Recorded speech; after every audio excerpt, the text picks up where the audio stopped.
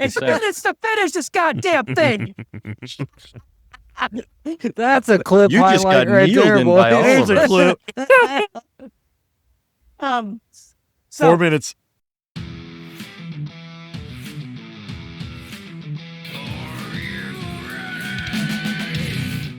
Great slider. I'm Phil. I'm Milton. Big slider. I'm Raz. I'm gonna bust his ass. I'm Brandon. Slide jobs by the dozen out here. Hello, this is Thomas. Here. Pisser. I'm John. Sit down the back straightaway for the final time. Ladies and gentlemen, boys and girls, And welcome to the Dirty Sliders Podcast.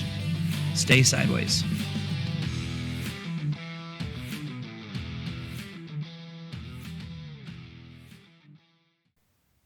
All right, y'all. Welcome back to another episode of Dirty Sliders, episode 65. Unfortunately, I missed the best episode we're ever going to have, 64, because, that's just a great fucking number. Man. So here we are on 65.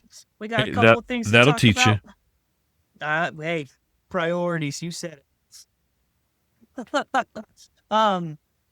But we got some things to talk about. There was some racing happening down south that we wanted to hit on. Some other, I guess, pretty much all the racing was down south. So yeah, we'll cover that region down there, what was going on. A couple of thoughts from the boys, and I'm drinking something a little different tonight. So let's have some fun. Brandon? Well, somebody has been notoriously good in a late model at Alltech. Had quite the opposite this past week with the World of Outlaw late models. So much so that they hung a left turn out of the track and went the opposite direction of the next race, which is coming up on Thursday. Did you Went say back to World North of Outlaw Carolina. late models? Huh? Did you say World Lucas of Outlaw Oil. late models? Lucas. Yeah, good catch. See, at least somebody's listening around here. All of us hanging out, having fun, and only one guy hears us. He should probably show up every week. Well, he hears I good. missed. I do. I hear all right when he turned the volume up. Especially the episodes that match his car number. He should show up for. Hey, That's- I told you guys. We'll get to that later. More to come. So one It was Ricky expensive. Ricky Thornton Yes. Jr., the 20RT Kohler Motorsports team, not just Ricky, I would say, it's the team, headed for North Carolina to their backup shop to get prepared for this coming race on Thursday. But he put his preliminary car in the fence and bent the chassis, I think is what he said. The frame on that car got I bent. think so. So he had to pull up the backup car, and the backup car was not good. Nope. Um, Nope. Kind of a rough start to the season for those guys, though. I mean, obviously, I don't know if they count the cost going backwards this early into the season. Well, and you said they're gonna be back to racing on Thursday, but racing doesn't start on Thursday. Racing starts on Sunday, and they're gonna miss. It started yesterday. They're gonna miss yesterday, which was practice. Today, tomorrow, and Wednesday. It just so happens that Thursday is the first points night for that series that he's running in. Did I get that right? Lucas Oil. I don't know what all other late model races there are going on. I do know that Thursday is the next scheduled Lucas race. The good news is for Speed Weeks they get to throw out 5 races, so he gets to throw out his worst 5 finishes. Now, That's a lot of throwouts. Hopefully, he has a lot of really good runs because you've already got boys in there that are looking at throwing out 5th, a 6th, a 7th place night. And 5th place night in a Lucas Oil race is a damn good night. And somebody might be throwing that out, which means that they've got some hot shit up their sleeve, right? So, but I will give a shout out to Kohler Motorsports and Ricky Thornton and all them boys. They were very transparent this whole week with what was going on, saying, hey, we came out of the gate and we sucked. We know it. We're down on power. We're trying to figure it out. And then put on top of it, it sounds like the entire crew has the flu or some sort of bug because they're all sicker than a dog working their butts off trying to get this going. So, I mean, I think that speaks a lot to the culture of that race team. So did they go back to North Carolina because everybody was sick, or did they go back to North Carolina because they have cars up there that they're planning on bringing back down? They said regroup. Yes. They Yeah, the they need full to regroup. to Mount Haven. And that's their backup shop because their regular shop's in Indiana or somewhere, Illinois. I don't remember if it's Indiana or Illinois or something, but I know Mount Haven, North Carolina, is where they book feet to. Yeah, they called that like their secondary shop or something. Yep. But they're open about it, talking about it, saying we suck, we know it, and they're trying to fix it. So I mean, it's good to see a top tier team be open about their struggles. It's not all fucking roses for these guys out there every week. Oh yeah, I mean, think about it. These dudes are, how many races do they put in a year? Especially Ricky. I mean, he's jumping around even when Lucas Oil's not racing. He's in a modified, a sprint car, whatever. Ricky's got to be close to 100 races, but he'll put in 70 to 80 in that late model. And I don't think 5 throwouts is that many with the number of races they're doing. If you're talking a track like Verona that runs one race every 2 weeks, yeah, that's a ton of races. Well, you're talking 70, 80 a year? It's 5 throwouts through speed weeks, not through Just the for season. speed weeks, yeah.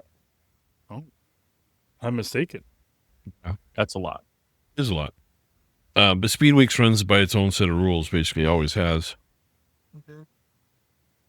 I do find it interesting that Lucas delayed their start to their season to the middle of February like they did, and the opening night for the Lucas season conflicted with a World of Outlaws race, which we knew about this back in November or whatever it was when all the schedules came out. But typically what you see happening is the Outlaw boys and the Lucas boys will run all the speed weeks for both series for the first couple of weeks until the first conflicting date. And then that's when you see who's picking what series, because they'll declare essentially for both series and then kind of where they fall out. Now, most of them boys already have their mind set up, but a lot of them guys kind of where they fall out in points is which direction they're going to go for the season.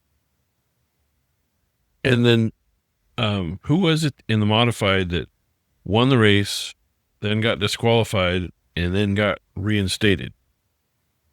No, that was a CRUSA car, 604 CRUSA car, at Alltech.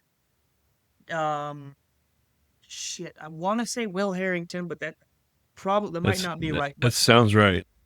So he won the race and then was disqualified because track rules are no signal sticks. However, CRUSA allows signal sticks. So they missed Friday's driver's meeting with a family emergency, or family related. They missed the driver's meeting on Friday, which apparently they got the blessing from CRUSA, like, hey, whatever you're dealing with is more important and it's get taken care of. Get down to the track when you can. We'll see you. And they put it out. Which props to CRUSA on that. Yeah. So, but apparently in that driver's meeting, they said, hey, Alltech doesn't allow signal sticks. You can't use them. So he got disqualified for that. And you've seen it on the live feed, him being disqualified and arguing with the officials and all this stuff. And then on the way after all the races were over, when they were on their way back home, the boys who put on the Flow broadcast do this thing called Beyond the Dirt or After the Dirt or something like that, where they do basically a podcast in the car driving back to their hotel room or whatever it was. And that's when the announcement came out that he was reinstated and the win stands. He is the winner because CRUSA allows signal sticks. So, just because I love stirring up shit and controversies, Who would have thought?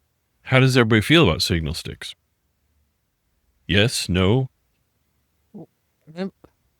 To me, I mean, obviously there's some good racing happening in the late models and they use signal sticks. It's good racing for the most part. But I also am a fan of no signals at all and let these drivers figure out where the fast line is. If you're leading, everybody in here knows you're a sitting duck as the leader. All of a sudden somebody's blowing your doors off on the high side or low side and you had no idea that line was coming until it's too late, right? You see, that's okay. We should back up a little bit. For people who don't know, what we're talking about signal sticks is the crew will be on the outside of the track, usually in turn 4, and they will hold up either lighted or brightly colored sticks, and they will hold them together. Hey, the guy's right on your ass. Hold them far apart. Hey, you got a big lead. I'm fine with that. Here's where it gets shitty. Up top, get it up top. They're catching you. Get it down low. You know, it's like having a spotter, and he's telling you where to run. You know, kind of like Freddie Kraft boned Bubba yesterday on telling him where to run. More on that later. He didn't bone him. Just Bubba overcompensated for the move. Freddie Kraft owned it. He said it was his call. But anyway. Moving on. We'll get to that. We'll get to that. When you start signaling to the driver where to run the car, based on how your competition, that's when I have a problem with it. And I think they should take all the lighted neon or LED signal sticks and put them in a missile and launch them to the moon and never to be on this planet again. It's a huge distraction at the track because you have these weird colored lights, you know, off in the corner. I don't like it. Because you're old. Yeah. See, I knew Nilden was going to be on the other side of this one. I knew it. You're old. That's why you don't like it. Give it the times, old man. I'm LEDs are here and they're here to stay.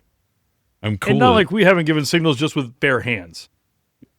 But there's a limit to what you can do with that. And I don't think we ever told Phil where to run, did we?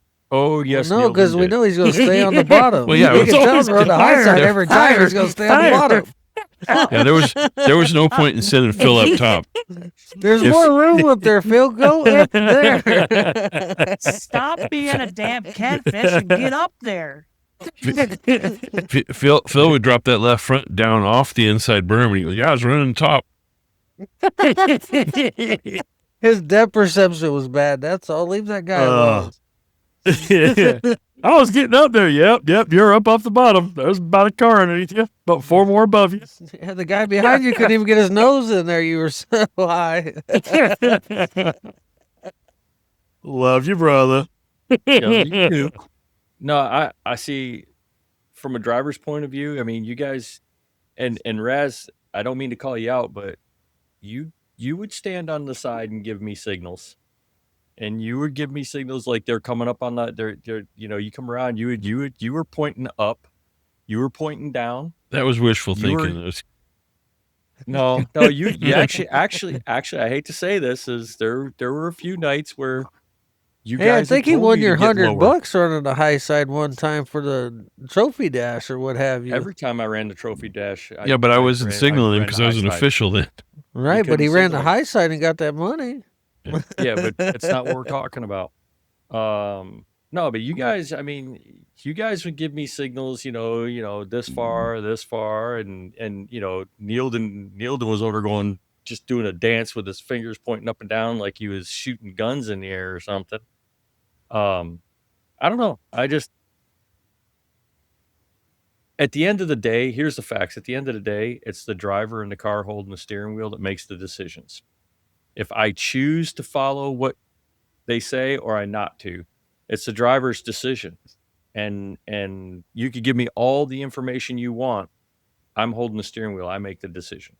Yeah, but I think one of the coolest things to happen at a racetrack, a dirt track, is when that one guy tries that other line. So if everybody's running up top and he goes down the bottom and finds something, or everybody's running the bottom and he goes up to the top and finds something, and he starts moving towards the front, and that leader doesn't know. Like I think it's one of the coolest things that happens. Like, man, here he comes. And next Nothing thing more exciting. Yep. Well, I agree with you there, but like I said, I just think you give a driver all the information they want. The driver's going to make the decision in the car. But I'm with Raz. It makes for more exciting racing without signals. Well, and I think dirt track racers more than anybody else will try a line. That's like, and they'll try it 3, 4, 5, 6 times in a 30 lap main event. It's like, they're, let me go down here and see if there's anything on the bottom. Let me go up top, see if there's anything up top. You'll see guys under caution buzz in the top to clear the crumbs off because when the green flag goes, they're going to jump up there. I think it's something unique to dirt track racers and I think it's one of the things that makes dirt track racers better asphalt racers is that they will try something. You'll find, typically in asphalt, and for mostly asphalt, we're talking about this car, is, they'll start off at the bottom of the track. Well, then the bottom of the track rubbers up, and the thing with, high speed asphalt racing cars is rubber on rubber is not very good traction. So the bottom lane starts to go away, and then we'll slowly move up the track. Well, sometimes it's not just one lane up, it's 3 lanes up, where somebody, usually Kyle Larson, will find something. Or the bottom, he finds a car. More on that later. We'll get into that later. So why don't we just allow spotters in dirt track? That's a valid point. It really is. There's the purists, guys, old farts like me are going to say, "Oh, we don't want spotters. It ruins the racing." Typically dirt track, they don't allow mirrors. I was at a track one time, and a guy had polished his roll bar to the point where it was a mirror, and he told on himself because they went red, and the fire crew came in behind him, and he moved out of the way. So I just had an inkling. So had a feeling. The tech official went out there and looks inside his car and sees the bar all polished, and mirror polished, and he takes a ball peen hammer and goes ding ding ding ding on the length of it. Douchebag. I'll tell you from my point of view, and I am probably not the only one that's this way, but I have enough shit going on in my brain and in the race car and on the track. You could put somebody down there like Ryan Gustin's pit crew in a banana suit and fucking neon orange signal sticks, and I'd still miss a son of a bitch because I ain't looking away. And that's my thing is with the sticks is like, sometimes they're not even looking at that, especially when you're in a pack of cars, right? There's not a shot that you're glancing over there like you're in the middle of it. And then my thing too is with a spotter, it's kind of like when a track official that we used to have at Verona would come on the radio just to talk to somebody like, "Oh, hey, the leaders are coming," or this and that. It breaks the traction or breaks your focus for just a second. It's just like, just don't talk to me. Let me get out there. Let me do my thing. I'm not worried about distractions. Under caution now, I know where my crew guy's at. And I look over there, and he can give me, a thumbs up or, whatever the case may be. But yeah, under green flag conditions, 99 times out of 100, it's this. Hey, fucking send it, bud.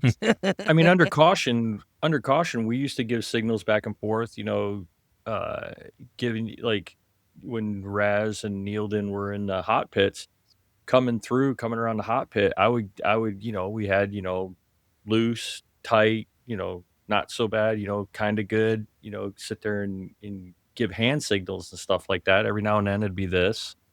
But sometimes it was this. Sometimes it was that. But like you just sit there and said, is the one thing I don't like is when I'm driving the car, when I was driving the car and coming out there, I wasn't looking off to the right to see what was going on, sitting up there where you guys were sitting or anything like that, or coming down into the hot, coming down through. I didn't look over in the hot pit because 9 times out of 10, I was trying to pay attention to what was going on around me. But then you got that track official, and I know exactly what you're talking about. It's like, and it worked in my favor one night. I mean, we were leading. We come sailing down in there, and said driver that was running really slow was like, "Hey, XXX, leaders are coming on you. Hold your line." And that normally when you hear a track official coming on, it's caution or red flag. Mm-hmm. And I lifted. And when I lifted, we got passed. Because the only time you normally hear in your radio from the track official is there's a caution. So, when I heard that and I lifted for a second, when we did, we got passed. Yeah. And by the way, it was on the inside, Brandon. We got passed. I firmly believe that, if there's race receivers are great. I think it's one of the best inventions for racing, has really helped out racing a ton. But I think that, when you have an official on the receiver, it should be he's a caution light. That's all he is. All you're doing is calling yellow, yellow, yellow, crash in turn 2 or whatever it is. Go high. Or red flag. Or red flag. And then once you are under yellow, then the role of the receiver is to get your lineup set. And I think that's all it should be used for. I don't think you should call the green flag. Nope. You're not a spotter. And when you think you're helping the racers out by talking to the 18th place guy, hey, get out of the way, you're slow and fast cars are coming, it does a disservice to the other 17 cars that have that same radio and they're listening to the same guy in their ear. Well, we had a deal on a heat race where we were coming up to lap a guy, and they told him, hey, leaders are high, stay low. Well, the guy obviously heard that and freaked out because he overcorrected and came right up into the lane of traffic.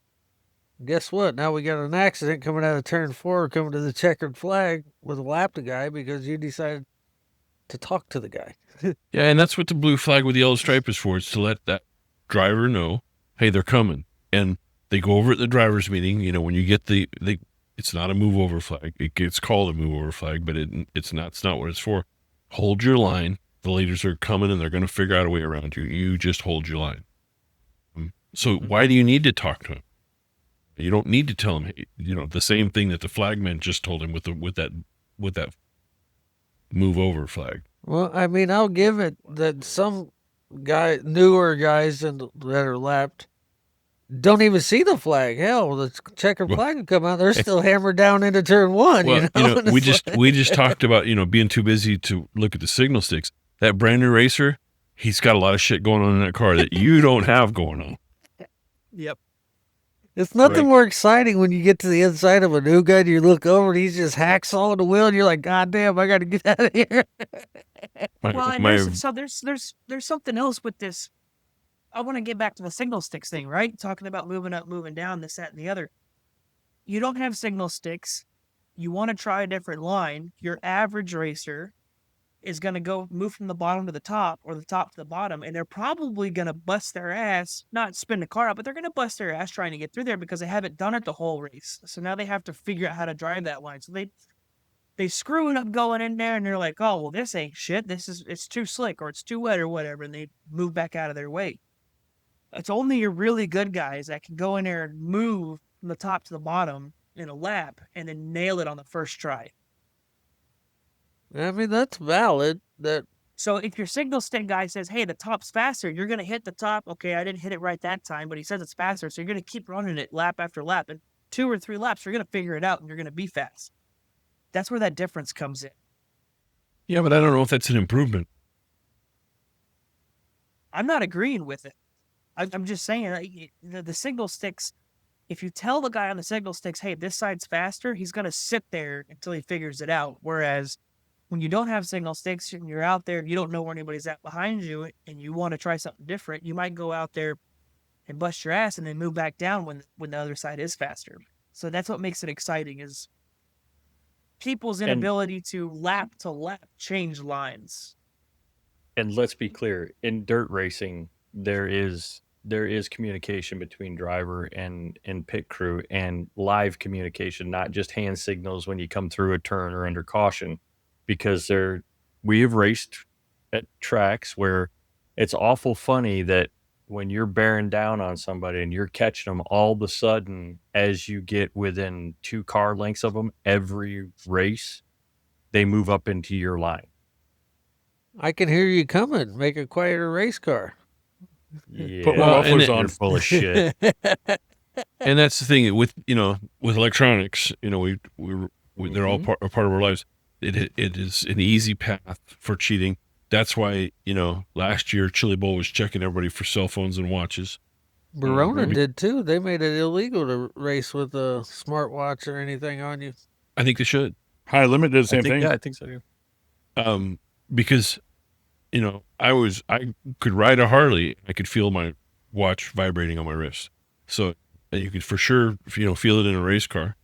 And it doesn't take much. If you get a buzz, then, all that tells you, all you need to know is if you get a buzz, change lanes. If you're running the bottom, go to the top. If you run the top, go to Or the bottom. Morse code, baby. I don't know if you Buzz, can. buzz, dash. Or if Oh, I'm not you could write a mistaken, program. There's something. when those AirPods, you put them in your ear, your phone talks to you in your ear. So then next thing you know, you're getting text and your phone saying, go high, go low. Yeah. And you can connect those to your watch, no problem. We felt as though when we were racing, how many times in the shop did we have So just discussions allow like- spotters. Then you're done with it. Exactly. It's just like, how many times in the shop do we go, man, it was awful funny that this driver XYZ. makes the right move at the right time every single week with no spotter. Well, and it's not hard to put a cell phone jammer. They're not that expensive.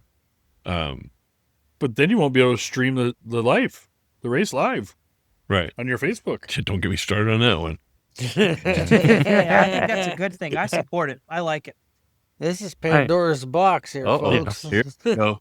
I have mixed feelings. I have mixed feelings about it. Brandon, you and I, let's all just be quiet. Let those two have at it. No, I don't want to turn into a big old deal because it's we don't need to have a rant about That horse is dead. But I have mixed feelings about it. It's instead of streaming the race to Facebook or whatever or Instagram or whatever, buy your friend a ticket and bring them with you. But what about when that race is in Iowa? That's the thing, is it does promote racing. Mm-hmm.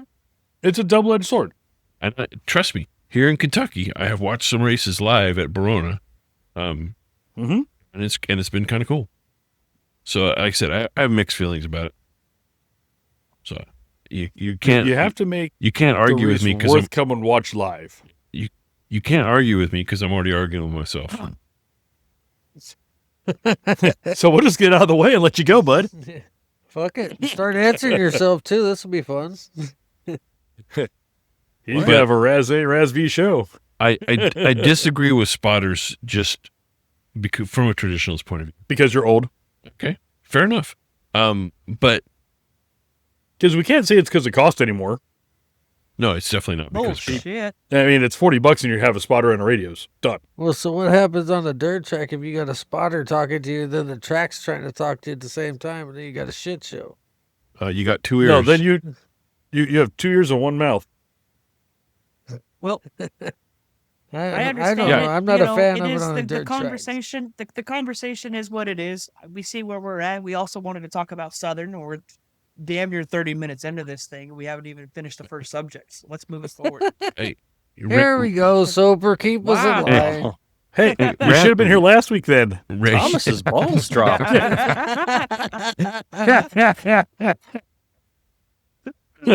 Hey, rants make for great clicks, so It's true. But yeah, we're all fans of Hunt the Front, and they did the grand opening of their home track that they just bought. And boy, did they do a number on it. One of these right here, because they went from a little YouTube channel, granted, what, a decade ago now? If not longer? I don't even think they've been doing it that long. I don't know how long they've been doing it, but not very long. And I mean, I remember watching them when they were putting cars together in their dad's trucking business garage. Mm-hmm. And like I said, before they had the shop, before they had the toter, before they had anything. Yeah. And they've done the grind. They've built the following. And it doesn't hurt that they can drive. One of them can for sure. No, Joyner can definitely drive. Joseph can drive. Jonathan, he's better than all of us sitting around the stable right now. And then Jonathan is Jacob's twin brother? Oh, I got that right?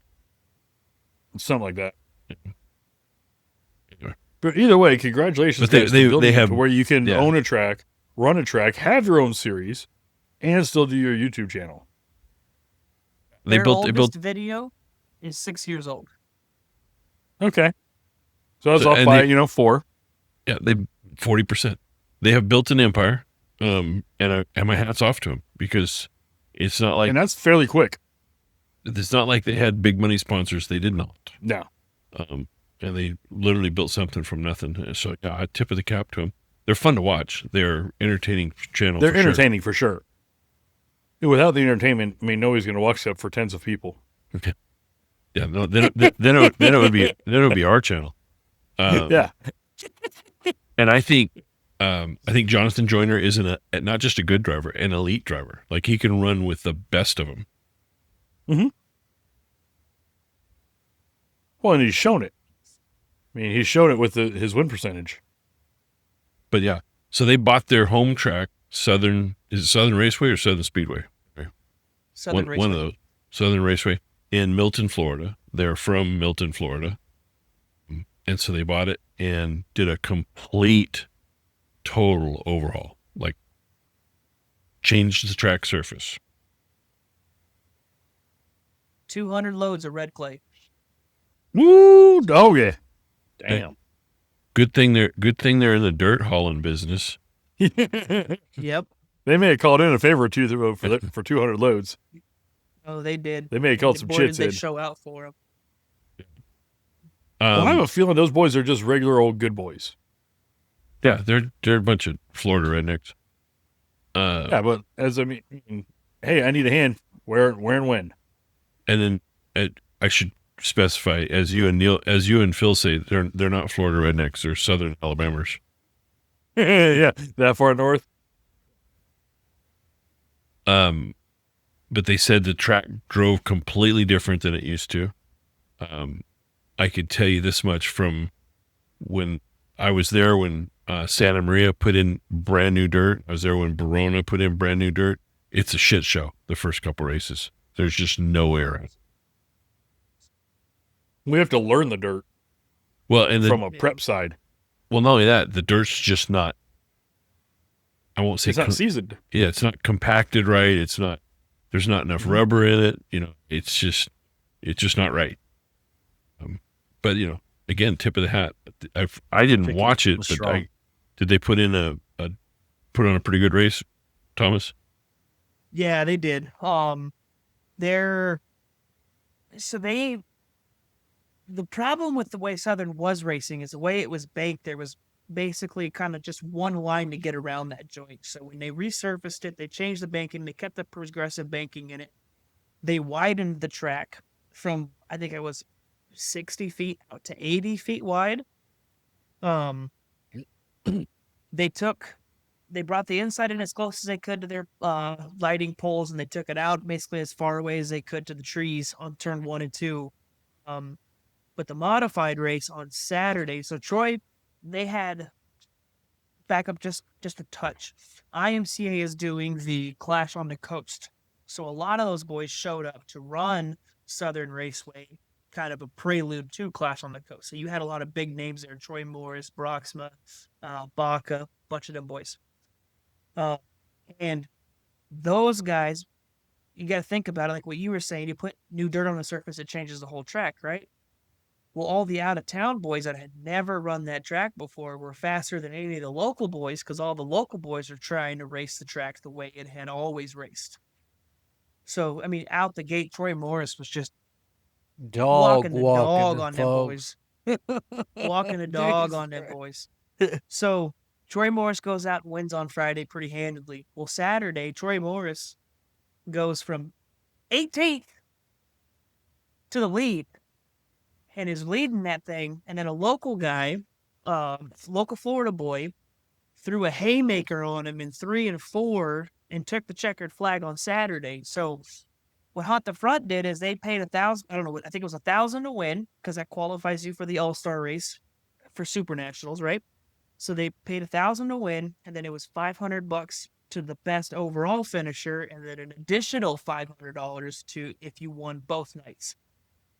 So Troy Morris comes up short, finishes second by half a car, maybe a quarter of a car, not much at all. Well, then they go to Tech. An old boy that won, the local boy, got DQ'd because he had to my understanding, he had his rev limiter on his MSD box set incorrectly for the type of motor he was running. And that's a full DQ. So I think he had his spec motor. I think he was running a spec motor, and he had the RPM set for a crate motor, which is typically probably a couple hundred RPMs extra. So he gets DQ'd. Troy Morris ends up taking the win for both nights, and then they interview, because you got to think, right? IMCA doesn't do their tech on the front stretch like what Lucas or World of Outlaws do. You take the checkered flag, you get your butt in victory lane, take your pictures, do your interview, get off the track, go to tech. So they do all that during the live show. And then afterwards, guys DQ'd. So Troy Morris gets to come down after the fact and he does his victory interview and all that stuff afterwards. And Troy Morris said, man, I've loved this joint and I will come back here as often as I can because this place is freaking awesome. And if you guys haven't seen it, there's a picture I think Troy Morris posted. Him and Chaz Baca are laying on their backs on the top. They're 6 feet each. We're not quite 6 feet each, but you figure the top 15 feet or so, maybe not 15, 10, 15, whatever it is. Baca's like this, and then Troy's like this, because they had built a curb so tall at the top of that track. And Troy Morris was just hake to the top of that thing. And boy, it was crummy. The track was real crummy. Maybe when they were hot lapping, it was all wet and whatnot, just throwing crumbs all over the place. But boy, was it fast, and it was a good race. They did a great job with that track. Yeah, and that's one of the characteristics of a new surface is it'll get real crumbly and, come up in little balls of clay. Yeah. Can you guys see that picture? Wow. Yeah, see? Look at that curb they built. Jesus, buddy. So that's Chaz on the bottom, and that's Troy Morris on the top. So, yeah, throw the right rear up there and let her eat, baby. Yeah. With that shadow, it looks like he's floating. Yeah. So they also had the ASCS sprint cars down there. And the guy, I don't know ASCS sprint car guys, and I forget the dude's name, but he drives the 44 sprint car for that series.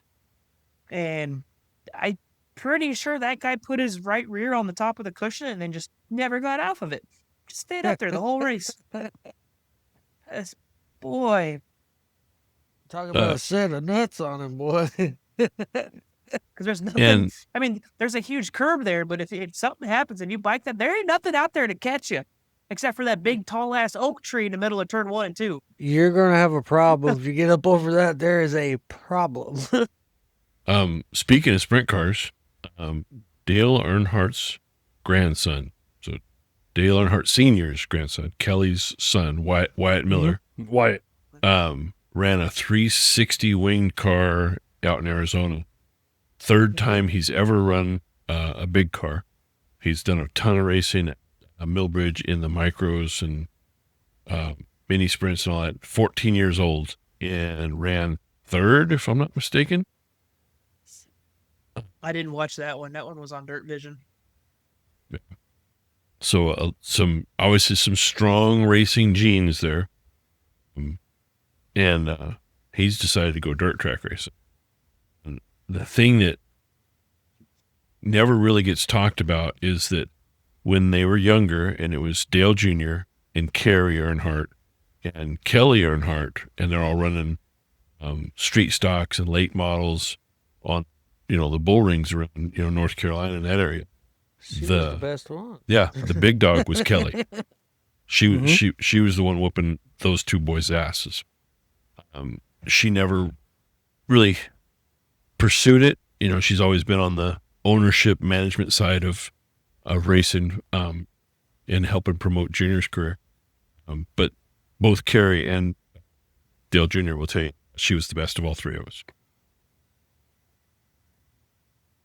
Had she stuck I think with it, that's because she knew doing something. At the time. Just the stigma that was there for the ladies. But talent's talent. Let's recognize it. There are talented female race car drivers. For sure. The hottest name I think that is not getting enough attention right now is Jade Avedisian. I think she is the most talented of all the Toyota development drivers, and just can't find a seat. Now she's done a ton of midget racing and is extremely fast in a midget. She's has run for Keith Coons and some other owners, but mostly for Keith. And she's a badass. I would put her and Taylor Reimer in the top of that field right now. You notice I did not mention Natalie Decker. I was about to say, where do you stand on Natalie Decker? My opinion has not changed. She showed up to that wreck, 3 business days after Sam Mayer wrecked and went, why was he there? We talked on that last week. We don't need to beat that horse anymore.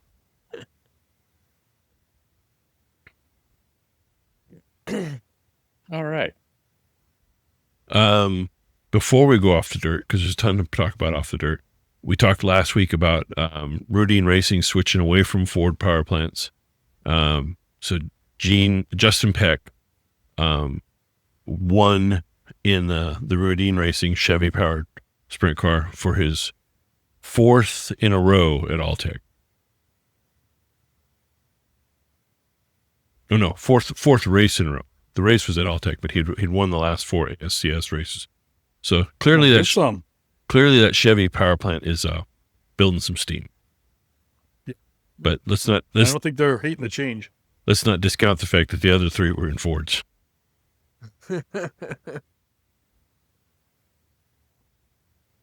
That's impressive.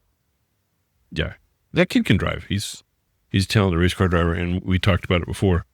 Rodine has all the money, and he loves racing. He throws money at that team like crazy. That's what it takes sometimes, for sure. Let's let Phil get his stiffy on, because the F1 testing season is winding down, and there are some stories there.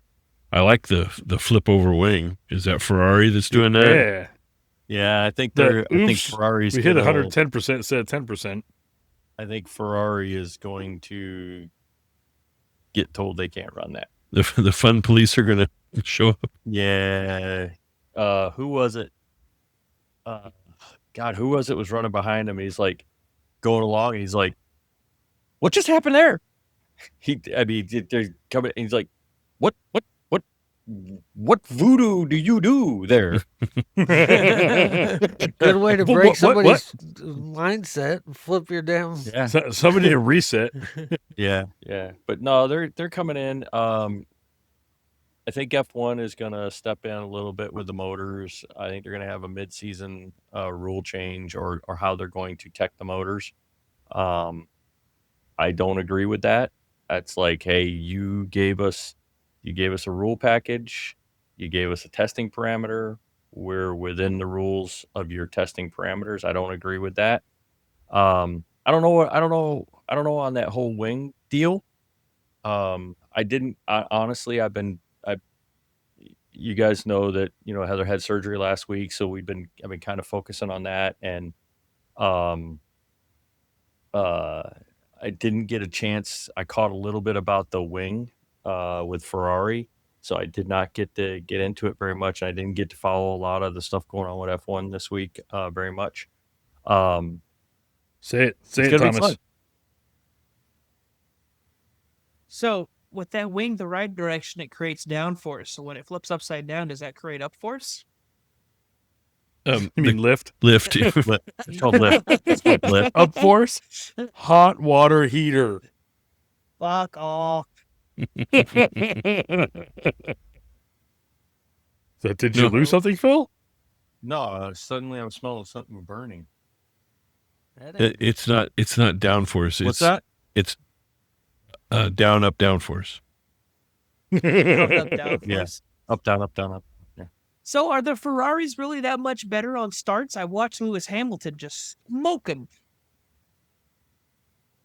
Either Ferrari took all the stops out, and they're showing what they can really do, or everybody else is sandbagging right now. And I think we're so far along in the testing, people aren't sandbagging so much anymore right now. Well, and so many mind games get played in this portion of the F1 season. They throw stuff out there just to freak people out. They throw blatantly illegal stuff on the cars and just to get people's nuts in a pinch, and then that's not what they're even remotely planning on running. And then hardly any of them show their real cards until they have to. Well, it's just is kind this of like one of those things Is this one of those things where it's like, hey, look at my super big wing that flips upside down, but I've got super Well, they're doing shit something with the over front here. wing. Yeah. Uh-huh. Well, it's like we used to. We didn't want people. We had made some changes in the back end of the car that tires. were completely legal, and we wrapped our tires. We put Saran wrap on our tires, so people looked at the tires, but they never looked at what we actually did. So on our car, to all the dwarf car racers at Verona, the reason we did that was because we were towing the car in my toy hauler, and my wife said, "Don't you get mud all over my floor?" So we had to wrap the tires. Mm-hmm. That was the real reason why. It was all to make Mama happy. No, actually, that was on our way first time. That was on our way to the track that she did that, and then as we were leaving, she said, and on the way back, put something under the tires because she didn't want to have black streaks from the tires on the. That's why we wrapped the tires in Saran wrap. We wrapped muddy. the tires in Saran wrap just so they wouldn't put black on her. But no, we did things. If we were working in one area of the car, we would do things. We would make it obvious something was happening in another area of the car. Nothing was going on, so people wouldn't look where we were playing around. And we weren't cheating. We were just didn't want people to see what we were testing. Case in point. We were just having fun. Case in point. I mean, look at what we did with our trailing arm setups. We would go through tech, and you guys would kind of stand close to one area of the car so they wouldn't look at where our trailing arm setups were. I mean, that was one of the biggest things. Tape all up kinds something. Of just goofy shit. Yeah, tape something up just to make them go, "What's this?" And so they wouldn't look at, something else. Put a bag over a whole shock. Yes, that was a big one. Top to bottom. Cheating. I'm just trying to keep mud off it. You're cheating. What are you doing with your shocks? Yeah, Nothing. Don't Just look tired at of the cleaning rear it. end. Don't look at the third member. So if we can get anything out of F1 testing, it's that McLarens are not going to dominate like they did last year. And I think either that or McLaren is the sandbagger of all sandbaggers through this session because they have not been fast. Mercedes and F1 are gonna be fun to watch. Of course. How's Caddy doing? Huh? How's Cadillac? They're struggling, but they already knew. Well, I mean, first year for sure. Yeah, they're struggling. They're going to be. I care about USA. Go Team Hockey. They're going to be I'd say Cadillac in the first 4 races are going to be struggling to be 18th to 18th, 16th. And then after that, if they get things figured out, I'd say they're going to be probably maybe a 13th, 12th place team. Well, so what's the deal with this, the battery backup power thing? What's the deal with that only lasting about a second and a half? I have no idea. That's really weird. Well, you took away the zone that you could use it. Now you can use it whenever you want, but you only have X amount to use. So you use it out of the corner. The guy in front of you uses it out of the corner, and you're both at the same spot. Right. Well, and the quote unquote secret weapon in F1 for probably the last 10 years has been Adrian Newey. And Adrian Newey is, with a new team this year, and you're going to see that team get better because he is that good. This is the first year that Adrian Newey has had a completely only him designed car. This is going to be the first year, and to be fair, they had some significant problems with the car when it first came out, and it's with is it with Aston Martin? It's Aston Martin. Aston Martin. And there's been some problems with it, but they're gonna put their nose down and they're gonna get figured out. And I am looking forward to seeing, because this is one thing I would love to see, that Adrian Newey car come out and dominate like the car they built, Red Bull built specifically for Max.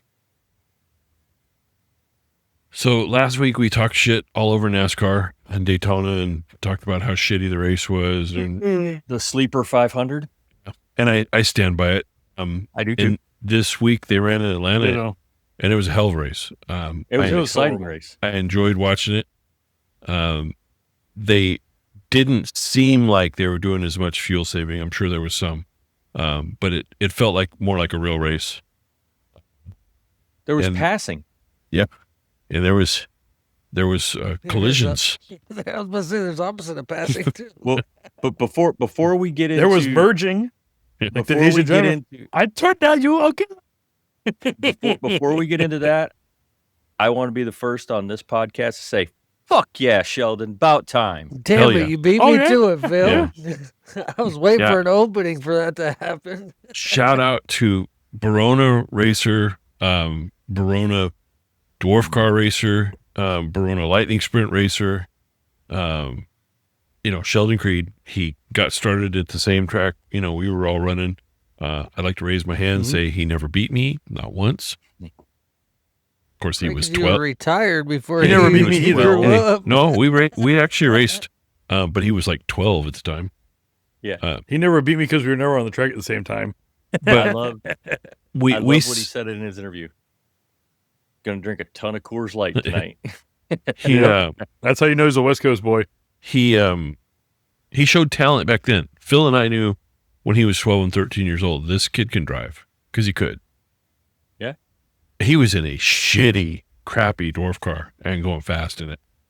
Yeah, he was. And he ran a good- run second a lot of goddamn times in Xfinity. Sheldon, we know you watch every one of our shows, and you're an avid podcast fan of ours. And Right. You sit on the edge of your seat for every word that comes out of our mouth, dude. Congratulations, dude. We've been pulling for you. I'm gonna tell you, in my house, Silver was nervous because when I saw what was going on, I came out of my seat and I was yelling. I'm like, "Come on, Sheldon, get it, son, Yeah. get it." Yep. Yeah, and I pissed my he wife did off not pretty back- good on that he- deal. He did not back into that victory. He was fast all race long. He led laps. He was, always up front. And he was third on the white flag lap, and the two dumbasses out in front of him wrecked. Thank you, Ross. Yeah, Ross Chastain basically spun Thank you, Ross. Austin Hill. And I was impressed with Austin Hill. Austin Hill went by and gave Sheldon Creed thumbs up as, after the checkers. And the thing is that for a long time, there was no love lost between Austin Hill and Sheldon Creed when they were racing on the same team. Right. Yep. There's a pretty famous video of Andy Petrie calling Sheldon Creed a dumbass because he didn't do what they wanted him to do and what Austin Hill wanted him to do. Well, let's also give credit when Ross Chastain tapped Austin Hill and took him out. Holy shit, that car control. How did he keep that thing going straight and then come back on the track and finish that thing without spinning it out? I hate Austin Hill. I'll be the first one to tell you, fuck that dude. But Jesus. Fuck. I'm with you. I don't like the guy. He's a bully out of the car, which I dislike. You can be a bully in the car because pretty much at that point everybody's on even footing. I'll have a little bit of respect for you, especially if there's the whole famous thing with Dale Earnhardt Sr. Yeah, he'd rough you up, but if you did it to him, he was okay with it. He would pretty much give you your props that, okay, you gave it back to me. The thing with Austin Hill is he's a crybaby when somebody does it to him. And then he uses his physical size because he's a big dude. He's bigger than I am. He uses his physical size to intimidate and be a bully to guys who are a lot smaller than him. And you're okay. Say right now, you're a dick if you do that. Well, shout out to Dale Earnhardt Sr. He never tried to wreck anybody. He was just trying to let them know he was there. Well, ask Terry, like I said, Terry Labonte. That was a good race. Way to go, Sheldon. Congratulations. About time. Now let's see you rack up a bunch more. And then, well, now you got the monkey off your back because in trucks, he was good in trucks right off the bat. And then he got to Xfinity and he was a bridesmaid a lot. Well, he said in his post-race interview, this victory will not resurrect his career, but if he can put a couple more together, it will. Mm-hmm. And I really think this will open the floodgates for Sheldon. You're going to see some more victories out of him, maybe even a championship. Well, I think it's I'd going love to see that. I mean, undoubtedly it's going to help his confidence. Yeah. I can win at this level. And he's in good equipment. You know, the Haas factory team is good equipment, and, you know, they're going to do well. Bouncing back to the truck race, was good racing. And did you guys notice that when Kyle Busch got out of the truck and he got cheers, not boos? Yeah. Well, he's changed from the bad boy. Mhm. He's a daddy now. I think Lack when he of lost Eminem is when the lack of sponsorships rushing to his door to when he was leaving Gibbs. And he wasn't leaving Gibbs because he wanted to leave Gibbs. He was leaving Gibbs because he couldn't bring any sponsorship. And I think the lack of people that were rushing to him humbled him. And it, you know, maybe fatherhood a little bit, but it's he's a different Kyle Busch than he was. And I think he was getting some bad advice. They were telling him, oh yeah, people love that crap. NASCAR loves that crap. You know, they want the bad boy out there, you know, and your sponsors love that crap. And then, you know, when he's trying to make deals, well, you know, you're kind of, you know, a little bit of plutonium to these sponsors because you're so controversial. Well, Raz, you said it. You hit it right there in one word. You said humble. There's one thing about both Kurt and Kyle. They are, as they've matured and they've gotten older, they are more humble. I can tell you the exact moment that Kurt Busch got humble was when that chick accused him of sexual assault. And, you know, it turned out she was full of shit, that he had never done it. But I think he realized how precarious not just his career, but his, you know, personal freedom was, because it can all go away like that. That's the exact moment he got humbled. So, you know, I have a long history with the Busch boys, because when I was helping Ron Nava in Speed Truck, they were running Speed Truck, and Kurt had just moved up out of the trucks into the Star Nursery car out at Las Vegas, the super late model. And the thing with that is, if you were in Vegas and you got put in the Star Nursery car, you were the badass. That was the one, you know, they put Chris Trickle in that. JJ Yaley was in that car. A ton of them. And Kurt Busch had moved up to that car. Well, his little brother, and at the time his little brother was, I think, 15, was running trucks in the same sort as we were. And they were cocky little bastards back then. Well, I think to be a top tier driver, you have to be a little cocky. I agree, 100%. You have to be a type A. You have to think that you already have everyone beat before you ever go out on the track. To be a even halfway decent race car driver, you have to, when you roll out, you have to believe you're the big silverback that's about to just walk all over these guys. I was, I got these guys covered, and it didn't always happen that way. As a matter of fact, it didn't happen that way a lot more than it did. But you have to go in that. And the really good ones are like that. Name a talented race car driver at their prime who wasn't cocky as hell. And I mean, you can go down the list. AJ Foyt, Richard Petty, Mario Andretti, Rick Mears, Danny Sullivan, Tony Stewart, Kevin, name anybody at their peak. They're just a cocky son of a bitch.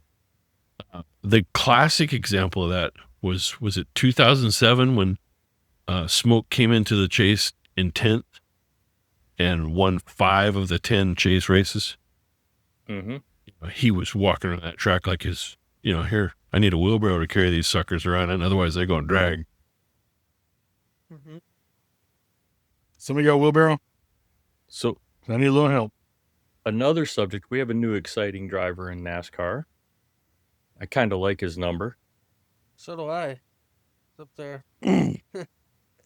77, Carson Who is Hocevar. most He is likely- one of my favorites. Who is tell most you- likely?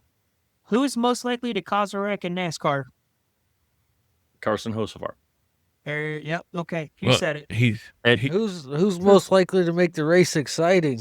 77. Carson Hocevar. I Well, was going to and- say is I think Carson Hocevar is going to be that. He's going to have the polarizing fans. You're either going to love him or going to hate him. And offline earlier, Raz sat there and she goes, I don't know if I like him or if I hate him. I don't know yet. And you know, I hate to say this, and I'm not comparing. Please understand, I'm not comparing him to this driver, but it's the same way as Dale Earnhardt Sr.'s fans were. People loved him or they hated him. There was very few people like, yeah, he's okay. I could take him. You know, he's okay. He's not my favorite, but you either loved him or you hated him. And I think that's how it's going to be with Carson. Well, and that comparison has already been made in the press, and you know, I agree. I think he's that type of driver. I'm not saying he's the talent of Dale Sr., because that's a once in a generation talent. You know, that is somebody who comes along who's really special. You know, they had the documentary remembering We Lost Dale 25 years later, and I watched it, and they were talking I'm about halfway through.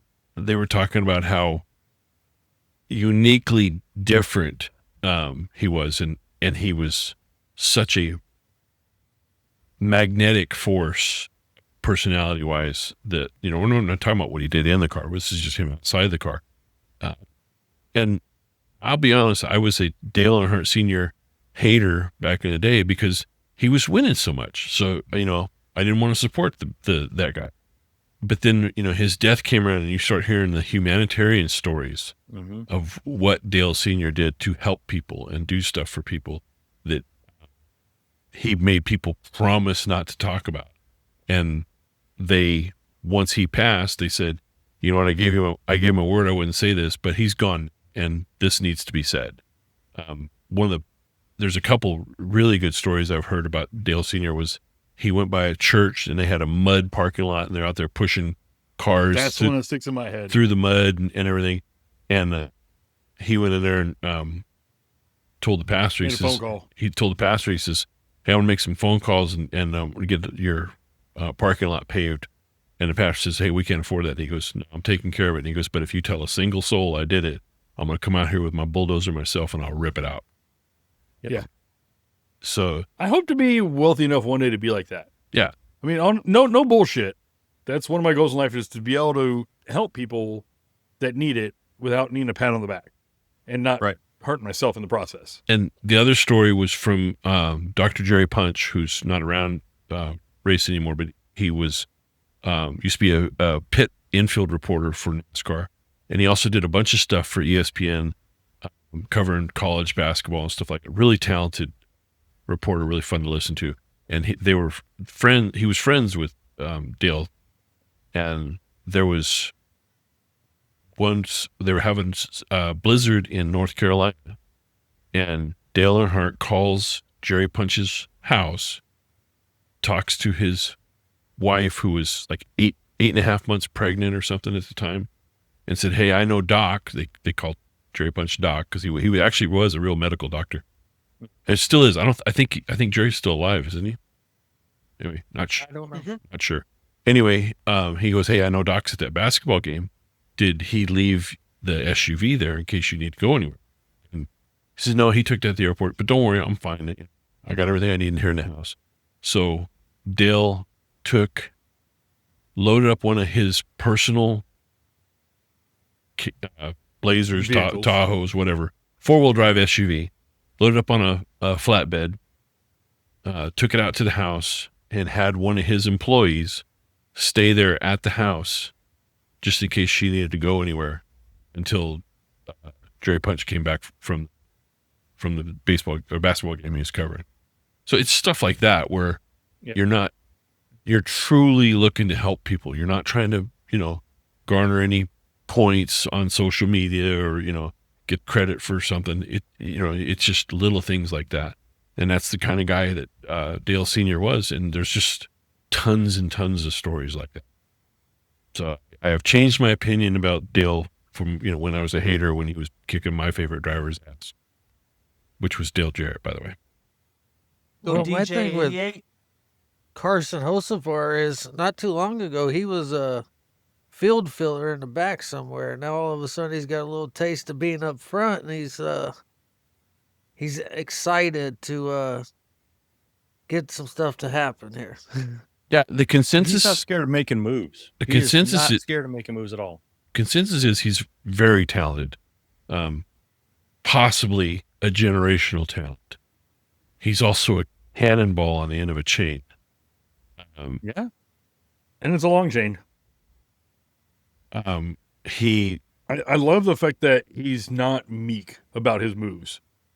No, he's super aggressive, and he owns them. He's like, "Yep, I put myself in a spot. I put myself in a few spot." People have to apologize tomorrow. I got no friends, and that's okay. Yeah, that's him me on a Saturday night at Barona's. I got no friends, and You I'm think okay it's only with that. Saturday? And That's he goes, funny. Hey, go to so-and-so and tell him shake and bake. Go back to Ross and tell him shake and motherfucking bake, man. Yeah. Let's do this. Did you notice it? That was two different cars on two different agendas, and they couldn't both do what he wanted, but he was covered his bases. Right. Come yeah. on, fellas, we got shit to do. So here. like that move when he when on that what was it, the second to last restart? So he dove in under Christopher Bell. Yeah. But the point there is Christopher Bell was pissed off about that. But on the replay, what wasn't pointed out was that yes, Christopher Bell did opened up a little bit and left a lane there. And as Carson was diving down there, what helped Carson get in there as quick as he did was Ross come up and laid right into his bumper and gave him a shot and launched him in there too. So there was a double-edged sword going on there. I saw that and I was He like, had a hell of a run. He was running for a hole. He had a And hell of a like, run. Oh, but there's enough Ross when we get also there. came up there and said, Ross said, "Hey, let me help you out here and give me a little tappy tap." And Ross tapped him up in there too, because Ross, you saw the hit; it launched him. He took every run he had. So what's the difference? Carson's getting a lot of shit for that move under Christopher Bell, but what's the difference between Carson taking that run under Christopher Bell versus Denny Hamlin taking that run on the outside of Justin Allgaier in the 500? It's Carson. There is no difference. You're absolutely right. Name. You're absolutely right. Name and number on the door. They're the same move. The difference is Denny expected that driver to get out of his way. It's 100%. I'm already on the outside. You got to give it to me. And either the 40 car either didn't know he was there or didn't care. One of the two. And let's be fair. People feel as though Carson Hocevar hasn't paid his dues yet, so they don't feel as though they have to show him the respect that a Dale Earnhardt would get, or these other drivers. Carson's making his own name, and I'm kind of leaning into the side right now. I don't hate the guy, and I'm like, he makes a race exciting. I enjoy watching him drive. You say the guy hasn't paid his dues, but how many times do you have to prove that you can run up front with everybody and be there at the end of the race before people... Hold on. I'm not saying that's how I feel. I'm not saying it's how I feel. I'm saying that's how the other drivers in NASCAR feel. That's not how Phil feels. They don't feel as though he has done this yet. He's made his dues, and I don't know. I don't know the right answer. And that showed up. That showed up in the Atlanta race. There was several times when Carson went to make a move and nobody went with him. Well, and that's where I'm getting at is, and it wasn't pointed at you, Phil, but how many times do I got to prove to you guys that I belong here? I can run here. I'm constantly here damn near every week, and you guys won't cut me a break. I will keep wrecking you until you do. But not long ago, he wasn't there, though. You see what I'm saying? It's like all of a sudden the light switch turned on, and now you went from the back of the pack to the front of the class, and everybody's like, well, where the hell did this guy come from? Well, part of it for a season. Part of it is Spire got fast. The Spire has fast cars because I wonder why. Yeah. $8 million lawsuit. Just saying. Yeah, we probably should talk about that. He was fast before that shit. But we'll talk about the Gabehart situation here in a second. But I think you have a super aggressive driver, and there's nothing wrong with super aggressive. It's how Kyle Busch made his name. It's how Tony Stewart made his name. It's how a bunch of drivers, made their names in that sport. But what he needs to do is clean up the mistakes. The move we saw where he shoved in with a 20 was a mistake because by the time he got there, that hole had closed up, and you could see that coming, that it was going to close up. So he's got to clean up little mistakes like that. And if he learns to clean up those mistakes and combine with his aggressive driving style, he's going to win a ton of races. He started in Cup in let's go this 23. route. Kyle Larson pulled a big mistake in that race. Yeah. Nobody's bagging on him. And that was early. Yeah. I mean, That wasn't even for a and win. that's the difference between what Carson Hocevar did and, let's say, Kyle Larson. Hocevar, it's the end of the race. They're down to the end of the race. That's when you're going to see the dive bomb moves. Well, and Hocevar nearly won that race. He did. Oh, He yeah. did. Very, very nearly. And I'm going to go to Kyle Larson. Kyle Larson wrecked himself out of that race. Yes, he owned it. I take that. He owned it. But Kyle Larson, his spotter, I mean, his spotter's like, inside. He's like, don't go down. Basically say, don't go down there. And it's like Kyle Larson, I'm just going to turn left. He pulled a Natalie. Yeah. The difference is Kyle Larson, people won't say anything about Kyle Larson doing that or publicly say anything about Kyle Larson doing that because he's quote unquote paid his dues. Hocevar is at the end of the race. He's got a chance to win his first race, right? Yeah, he hasn't won a Cup yet. Yeah. So he's got a chance to win his first race. He's won in truck last year, 4 in truck in 23. Yeah, so he's got a chance to win his first Cup race. You know what? You give me a millimeter, I'm gonna go for it. I'm going to take a mile. Mm-hmm. Well, and I'll wreck my grandma to win. He was such a force in that race that we talked about this a little earlier, that Freddie Kraft made the decision that he needed to send Bubba up to cover the run that Hocevar was coming with. Mm-hmm. And Freddie owned it. He said, I'm the one who made that call. And part of that reason he made that call, he said, because he didn't have enough confidence in Tyler Reddick to be able to push with a damaged race car. Right. How that thing won, I will never know with no right front fender. They Zero. Need to have that car in the wind tunnel right now to figure out why that happened. Yeah. Yeah, because literally, if y'all don't know that are watching, the right front fender was missing. Not taped up, not bare bonded, not taped to the hood. It was gone. It was gone. Well, nothing Tyler there. walked They over removed and everything. Good news. Yeah. The good news for 2311 is they get to keep that one. They didn't get to keep last week's car. No. That's the one bad part about winning Daytona is you can't use it at Talladega. Yes. I'm going to say this is 2311 Is here. Yeah. Hello. The joke is that was the behind the scenes what do they call that? The agreement settlement they made is you can win the first two. Yeah, no. Well, and they're 1 and 2 in points right now. Yep. Tyler Reddick and Bubba's in second. And I'm going to say this loud and proud. All of you racist son of a bitches on social media talking crap about Bubba, that he does not belong in the Cup and shouldn't be on the track. Fuck you. That is a real race car driver, and he is running up front. You put some respect on his name. Bubba's not not happy like the though. guy, Right to now. not like the You guy? see the look on his face at the end of that race. He was not happy. But he did the Well, I right mean, he thing. So ran you in the want front you all want day the long. media. You want the media side of the driver, and he got out of the car and he said the race.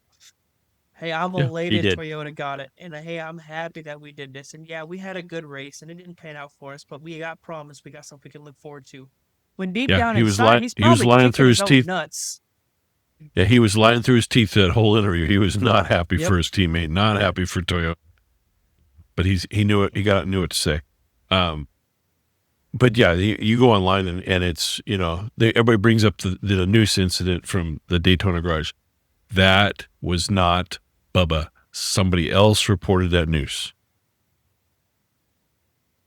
Mm-hmm. And it was a bunch It was his team. Yeah. But it was some bullshit. It was a And bunch of somebody bullshit. overreacted. All right, we're at an hour and 15 minutes, and you still Hour want and to talk about 15 minutes. Gabehart. So let's get Yeah, after it. we got to talk about Gabehart. So there's two sides to this story. I will say the Joe Gibbs side, and someone else can come in with the Gabehart side.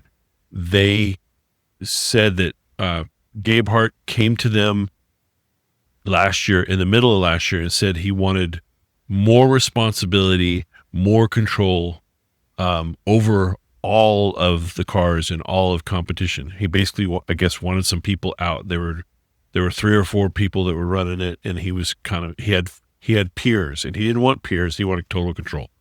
And Joe Gibbs, because I'm sure it was Joe Gibbs' decision, said, no, we're not doing that. And, do you want to stay here and be competition director and work with it the way it is, or do you want to leave? And he said, I want to leave. So they were in the process of offloading, exiting his tenure there at Joe Gibbs.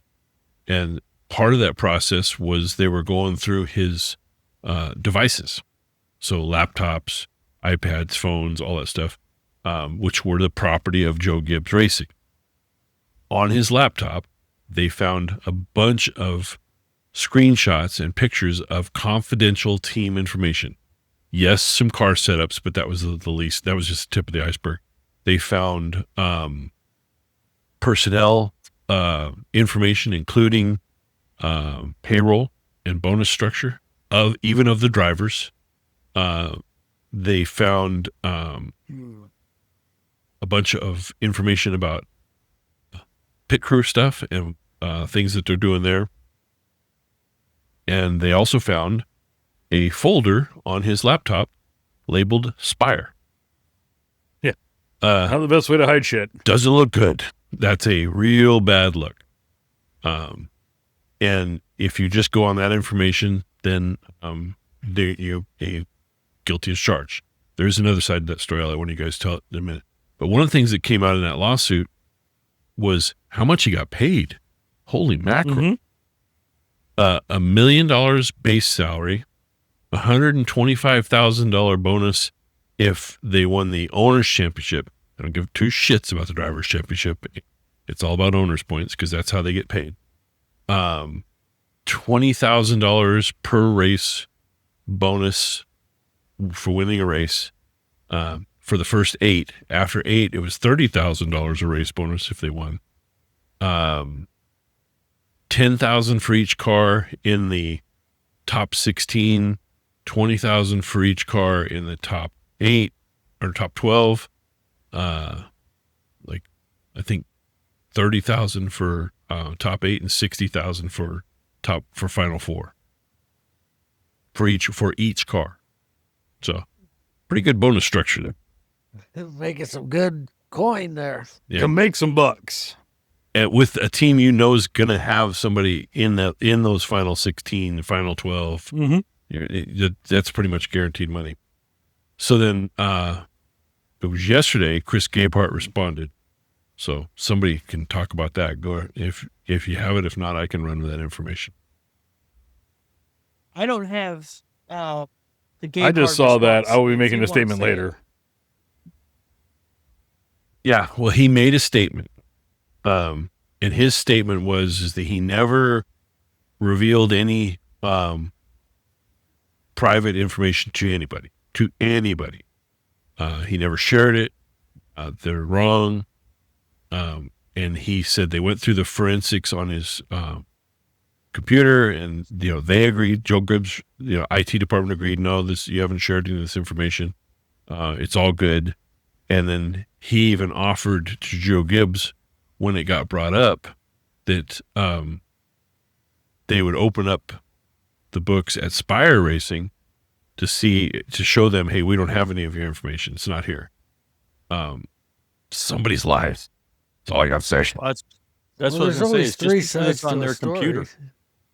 Just because it's on the computer from Joe Gibbs, is if they can't track it, and there's got to be a way, if they can't track it leaving that computer going to any other device, then it never left that device. And him having a screenshot of all this information could be just on there so he could reference it later. I mean, I'm playing devil's advocate here, obviously, but if they can't prove that it was ever copied off of that computer to go anyplace else, then they really don't have a case that he shared information with anybody. The only way they can do that, they can prove it was taken, prove it was sent, and find where it went to and find it on that computer. one of the not good looks, and I failed to mention, was that Chris Gabehart, according to Joe Gibbs, synced his personal Google Drive to their, I guess their Google Drive.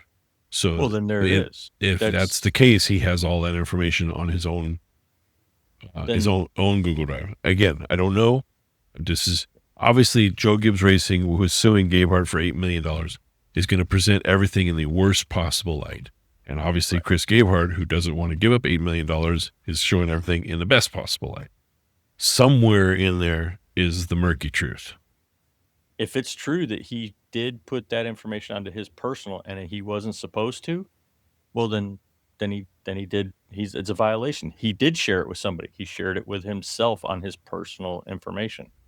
And depending on how their contract is written and their confidential contract is written, if he wasn't allowed to do that, then he's wrong. I'll give a hot take on that. I think NASCAR should step in and stomp on it with both feet, because it's not a good look to have another lawsuit like this right on the heels of the other lawsuit. It's like, get it settled, get it settled quietly, get it settled quickly. Let's move on. That's at the end of the day, you can't unlearn what you learned. So right. Whether or not he shared that stuff to his Google Drive and then gave that Google Drive to Spire, doesn't matter. I don't need a damn computer to tell you what's going on over there. Gabehart was so interwound with the workings of Gibbs, he could tell you everything from the head honcho down to the shop floorman. Yeah, but he signed an NDA, so a non-disclosure agreement. So he, even what he knows, he legally can't share it. But like you said, you can't unlearn something you learned. Like, if you go into Spire and they're running, this shock setting, and you're like, well, maybe we should try this. Are you then sharing confidential information? Because you know what'll work. No, I'm sharing public information, because you can do research and find the numbers. Yeah. It's just, like, there's ways around it. Because as long as he doesn't say, hey, over at Gibbs, we did this, we should try it, but versus going, well, let's try this, this, and this. So, and everybody credits Gabehart with the Spire getting as fast as they are right now, because they are extremely fast. And by the way, he's still employed at Spire. One, they weren't great before, and they are a top tier team now, for sure. And Jeff Dickerson, the owner of Spire, has a ton of money, and he wants to be a competitive race team. Mm-hmm. Well, I don't think anyone gets into racing. Well, I think the vast majority of guys that get into racing are not there just to have fun. They are successful men in business, is how they got their money to be able to play in NASCAR, and they want to be successful in NASCAR too. Well, yeah, you're going to throw They're millions driven of people. dollars at something. You want it to be a damn good piece of equipment. Return. Yeah, yeah, there are the few out there that have got into it that want just for the status. They're the start and parks and that kind of bullshit. Pitbull. But you're not going to have a 3-car team for start and park. He's gone now. He's out. He got bought out. He's out. Yeah. The figure that we heard was $15 million to field a Cup car, and that's just to put it on the track. That's not all the other. That doesn't include getting the charter or your person. Because those have gone stupid. Charter's $50 million now or better. Yeah, they were laughing when it was $5 million, going, "Oh, this is insane." Dale Jr. Yeah. Dale Jr. said $4 million was way too much. He's wishing he'd have bought one at $4 million. He wish he bought a couple. Anyway, we are way long. This is way almost an hour and a half podcast. Anybody got any? I said we got another 7 minutes to go. We got to make this an even hour 30. We can't shortchange our friends. Good night. Phil's old. It's past his bedtime. Yeah, it is. As East Coast guys, it's almost midnight. It's almost 9 o'clock here, and it's starting to cool off. I might close the window shortly. Yeah, we're in a heat wave. If I open the window right now, you'd see the snow blowing. Anybody else got anything? First practice at Verona this weekend. Yeah, so we talked about it at the beginning of the podcast. I missed last week's episode, and we Well, said that's we'd right. talk about it. Let's tell your tale of woe, Thomas. We'll tell it. Okay, so I was just like any other good old boy racing at his local home track. Raced his last race 6 last year. Raced his last race last year in November. Got done and said, practice is in February. Toss it in the corner. Go about your life for a couple months. Like, oh, hey, practice is in a couple weeks. Let's do some maintenance. Drain the oil in the oil pan. Pull the oil plug out. There's metal stuck to it. I said, oh, shit. Looked really expensive. In reality, stuff's always paperweight, expensive. huh? in reality, it's really not that expensive of a fix because what was stuck to the drain plug was the little clip on the top of the hydraulic lifters that holds the lifter together. A couple $100, replace a set of lifters, you're good to go. Send it, right? Here's the problem. No. But- No. Well, It's an IMCA sealed crate motor, so you're in that bitch at least $2,000 just to 5 have minutes. the seals cut. Just to have the seals cut and then resealed. If you're in it for $2,000 to do that, you might as well have the thing fucking freshened. So it's Yeah. so how much does it Okay. cost you, Thomas? Let's get to the good stuff. Here we go with the $5,000. might as wells. So men's math. so So the wife's credit card is get ran for how much? $4,000. Might as well be $4,000. Have the whole thing refreshed, lifters replaced, all that stuff, and who knows? When the engine builder's looking at it, it might need more than that. Who knows? But so we're down a Oh, motor. hell, that ain't That's- bad. That's why I missed last week's episode, is because I'm trying to figure out what the hell I'm going to do for this race season. Well, Why is it just buy a Are you new doing open or motor? you gonna $4 stay crate? grand. You might as well just throw a couple. So what grand he's on not top of it telling and get a everybody brand new one. if Is he was you would let standing me on the finish, street I just corner for fucking 25 4 cents. minutes to finish this goddamn thing. That's a clip You just highlight got right kneeled there, in boy. by all There's of a us. clip. So 4 minutes. now I have. See, I told you that I have an 3 minutes awesome and 50 sponsor that seconds. jumped on board this year. Brian's Racing Enterprises, based out of San Diego, Tighten the California. Here, seatbelts or these get guys ready have for been. takeoff. These Hold on. guys have Hey, been wait a minute. around Hold race- up. Let's not talk over the guy. He's giving shout outs to his sponsors. Let's let him do it in the clear. All right. Brian's Racing Enterprises down here in San Diego, California. Them boys have been around racing for decades. The guy that runs the place, Travis is his name, was a engineering crew member on Richard Childress Racing in the late 90s, early 2000s when Dale was there. He's been around this stuff for decades. And it don't matter if you run dirt, asphalt, rallycross, trophy truck, doesn't matter. He's got it. He can do it. He's spectacular. He's building me an open motor.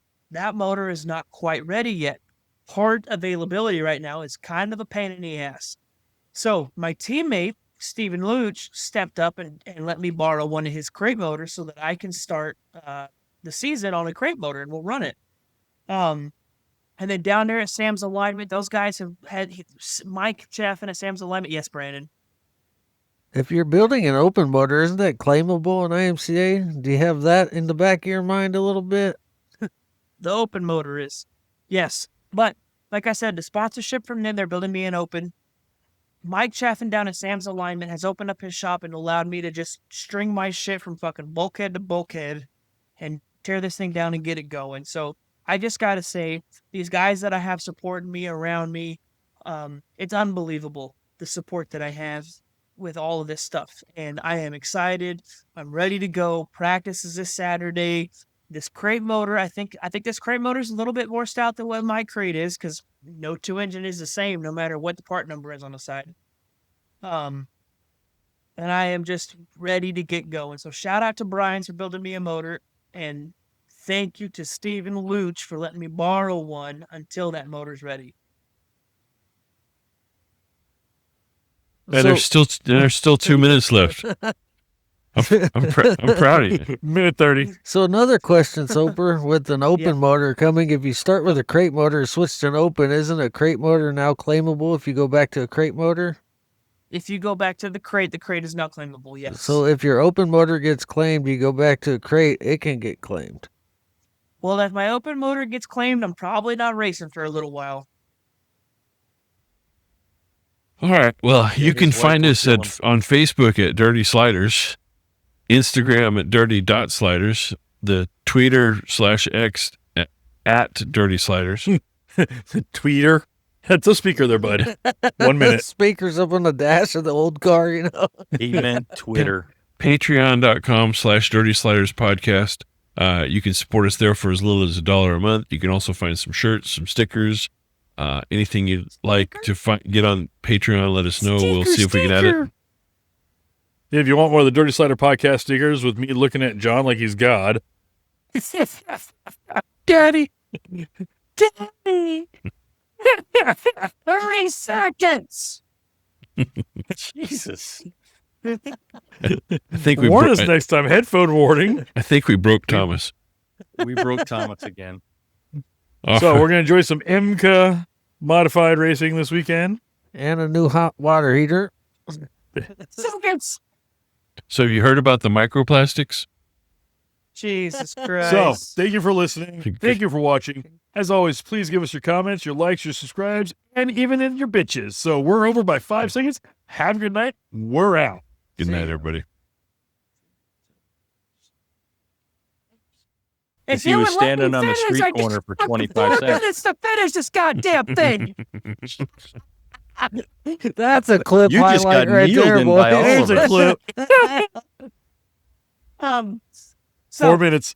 If you were standing on the street corner for 25 seconds. minutes to finish this goddamn thing. That's a clip You just highlight got right kneeled there, in boy. by all There's of a us. clip. So 4 minutes.